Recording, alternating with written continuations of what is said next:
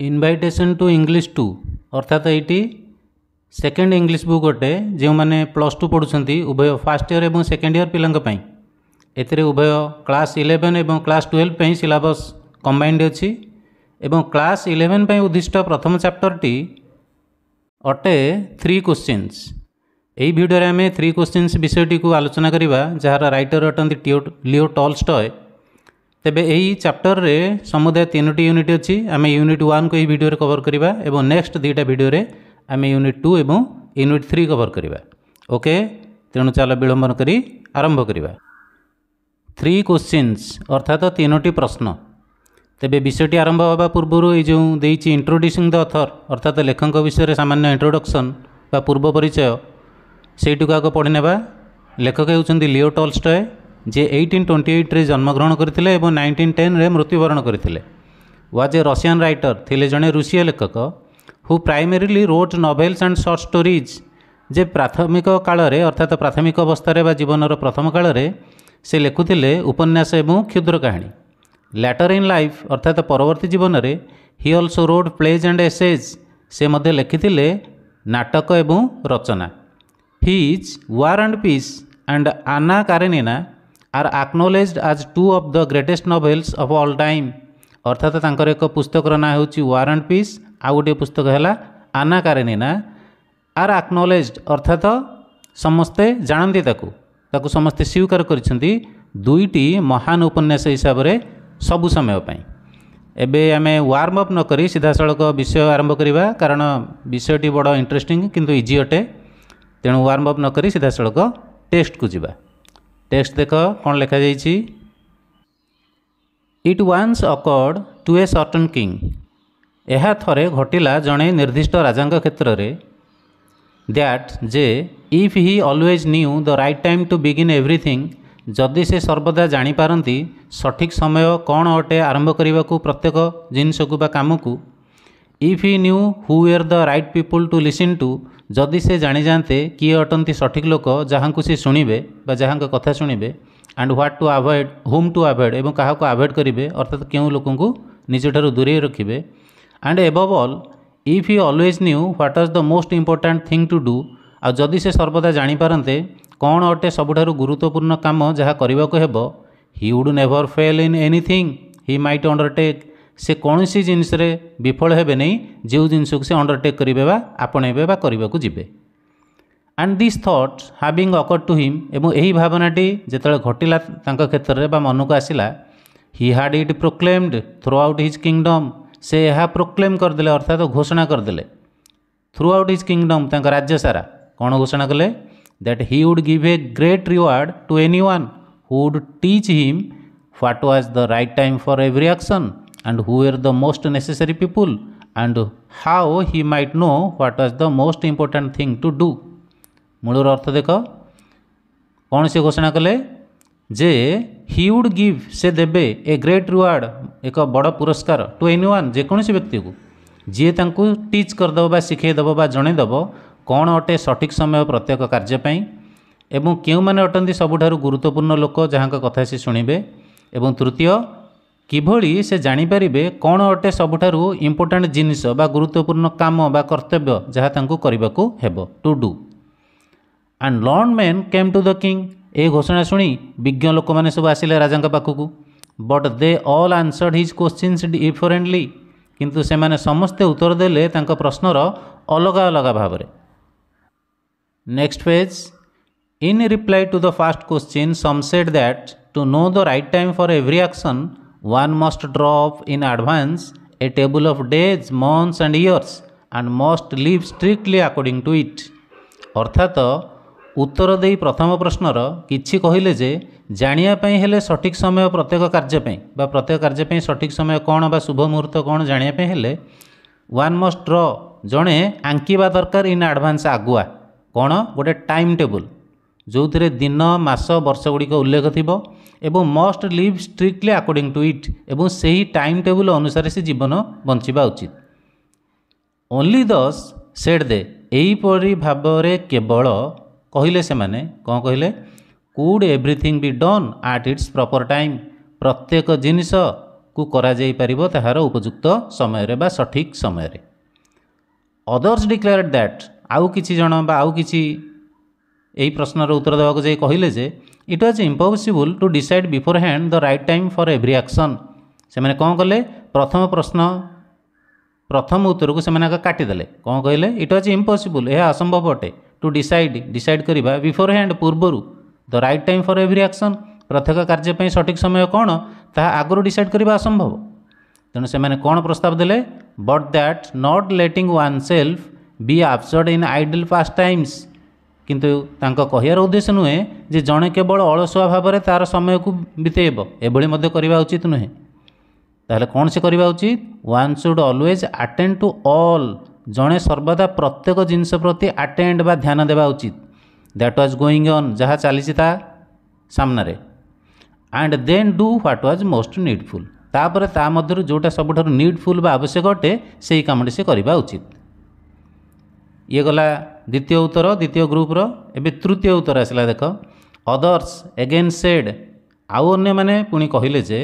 However attentive the king might be to what was going on it was impossible for one man to decide correctly the right time for every action.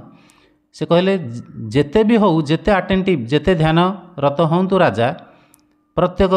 काम को जहाँ चलती सामने it was impossible यह असंभव अटे जड़े Manish decide करवा ठीक भाव में ठीक समय प्रत्येक कार्य गोटे लोक सबू काम प्रति सबू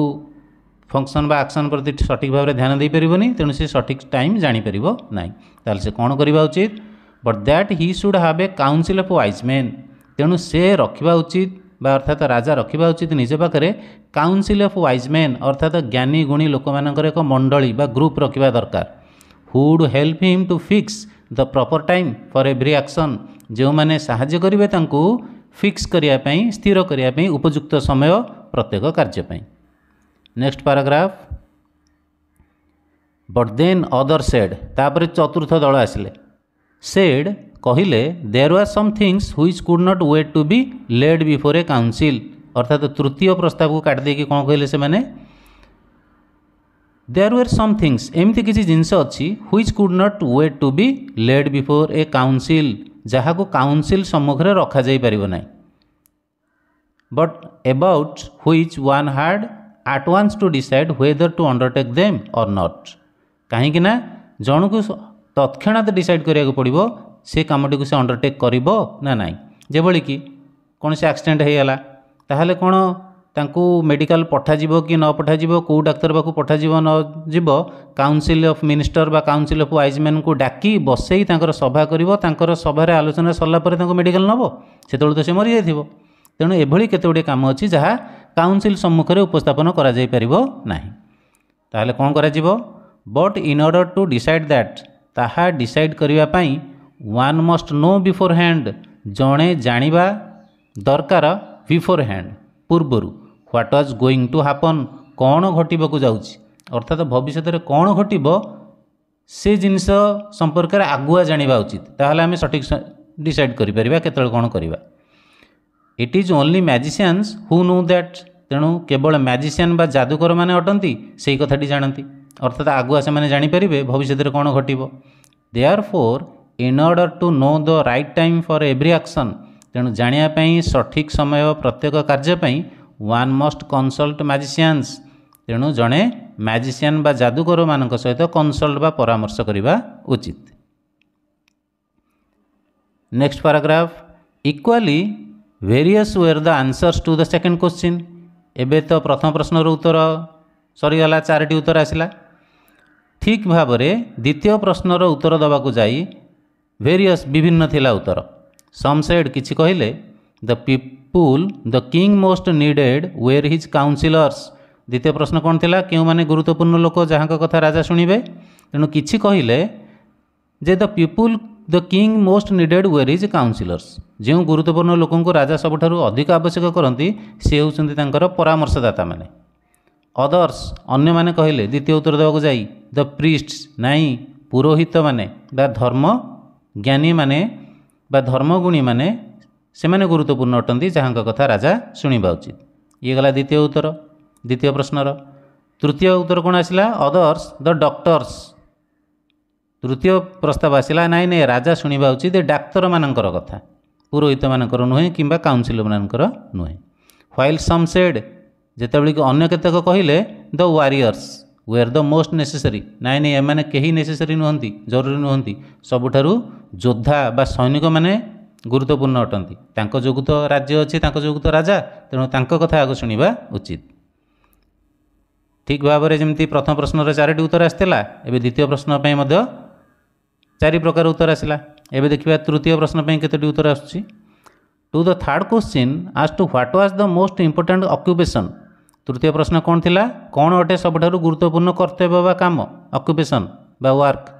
सम रिप्लाइड केतक उत्तर देले that the most important thing in the world was science सबुठारु गुरुत्वपूर्ण जिनिस होची संसार रे विज्ञान अर्थात राजा विज्ञान काम उपरे ध्यान देवा उचित विज्ञान काम को आपणेबा उचित गवेषणा इत्यादि करेबा उचित other said that it was skill in warfare द्वितीय दल कहले नाई नाई विज्ञान नुहे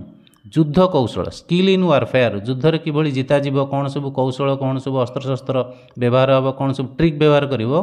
से सबू संपर्क में जानिबा कामटी को आग आपणेबा उचित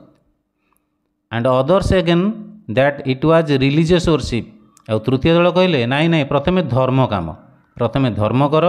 भगवान को मान मुंडिया मार तापर जाइए अन्य काम ये सरला तृतीय प्रश्नर उत्तर तेणु तृतीय प्रश्नर उत्तर रे केतोटी उत्तर आसिला 3टी द्वितीय प्रश्न 4टी प्रथम प्रश्न 4टी किंतु तृतीय प्रश्न 3टी उत्तर आसिला next last paragraph all the answers being different जेहेतु सबू उत्तर अलग थिला the king agreed with none of them राजा कहार प्रस्ताव राजी हो पारे ना प्रत्येक प्रश्न 4 उत्तर क्या कथाटा ठीक से किमती जानवे तेणु से राजी हो पारे ना एग्री करें ना कौन उत्तर सहित gave the reward to none तेणु जो पुरस्कार टी घोषणा करते देवे बोली से पुरस्कार से क्या देलेनी great reward but still wishing to find the right answers to his questions किंतु तथापि से इच्छुक थे खोजी पाइबा फाइंड सठिक उत्तर तांको प्रश्न गुड़िक ही डिसाइडेड से निष्पत्ति कले टू कनसल्ट ए हर्मिट से कनसल्ट करेंगे परामर्श करेंगे जड़े मुनि ऋषि सहित wildly renowned for his vision जो हर्मिट जनक व्यापक भाव में बा सबुआड़े जनाशुना अटंती ज्ञान एवं सरला आमर यूनिट 1 तले यही सब वार्ड मीनिंग दि जाइए जहाँ ग्लोसरी कहती ए ग्लोसरी गुड़ी को पढ़ी बुझब मन रख फल विषय को बुझे साहाय्य कर यूनिट 1 तले यही केतक प्रश्न देती तेज मन रख ये इनभाइटेशन टू इंग्लिश 2 रु जो प्रश्न आसो तुम परीक्षा मुख्यतः से गुड़िक लंग टाइप अटंती 5 मार्किया या मध्य आसीपे कि न आसीपे किंतु प्रश्न गुड़िकर उत्तर गुड़ी टी डिस्कसन कर नब भल हम लिखि नवा सबुठ भल हम तेणु लिखा अभ्यास कर एवं प्रश्नर उत्तर किभଳି लिखा जाए तार शैली जो मैंने टेंस फॉर्म जानते से तो सहज लिखिपारे जो मैंने जानते से मुझे एक स्पेशल वीडियो बनैबी किभଳି प्रश्नर उत्तर लिखा जाए तेणु सेटा केतबेले रिलीज करी वेट तो thank you for watching wait for next video unit 2।